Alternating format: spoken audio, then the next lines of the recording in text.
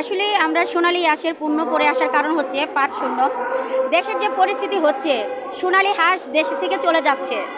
তো আমি একমত দিচ্ছি যে মালিক ভাইয়ের সাথে, যে উনি যে সোনালী হাঁসের জন্য, দেশের জন্য যে কাজগুলো করছে।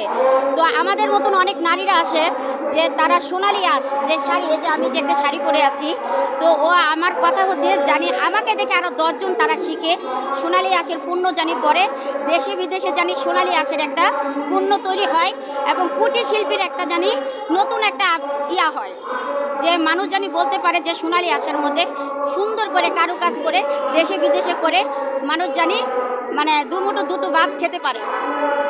আসলে আমার গুরু যেটা বলছে আমি তার কাছে চিরকৃতজ্ঞ ধন্য, যে সে একা লড়াই করেছে, এখন থেকে লড়াই হচ্ছে আমরা দুজনের। এবং আমি সবাইকে বলবো যে আমাকে দেখে আপনারা শিখেন, আপনারা নামেন রাজপথে এবং দেশে বিদেশে এটা ছড়িয়ে দেন সবার কাছে। আমি বলতেছি আমাদের যে এখন যে বর্তমানে আমাদের প্রধানমন্ত্রী মানে যে আছে আমাদের দেশ চালাচ্ছে, তো তাকে আমি বারবার অনুরোধ করব জানি আমাদের দিকে একটু লক্ষ্য দেয়, আমাদের দিকে একটু দেখে আর আমাদের কাছ থেকে জানি শিখে। আপনার সাথে আমি একমত, মালিক ভাইয়ের সাথে আমি বর্তমানে একমত আছি। অনেকেই অনেক কথা বলবে, এটা না দেখে এখন সামনে আগাতে হবে, পাটের পণ্য ছড়িয়ে দিতে হবে। খরচ কত পড়ছে? খরচ 1 টাকা হোক, সরি ভাইয়া আমি আসলে শুনতে পারি নাই, আসলে 1 টাকা হোক আর 10 টাকা হোক, আমার কাছে এটা কোটি টাকা। যেখানে গন্ধ সেখানে আনন্দ, এটা হবেই স্বাভাবিক। এটা বাংলাদেশ, ভালোটা কেউ দেখে না, খারাপটা সবাই দেখে। তো আমরা খারাপের দিকে না যাই, আমরা ভালোর দিকে যাই।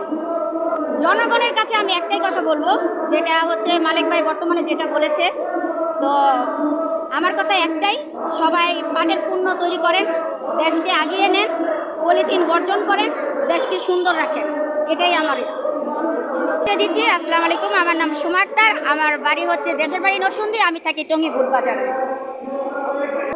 আসলে আমাদের আমাদের দুইজনের একটাই লড়াই, সেটা হচ্ছে সোনার বাংলাদেশ, পাট পণ্য দেশ গড়ার জন্য।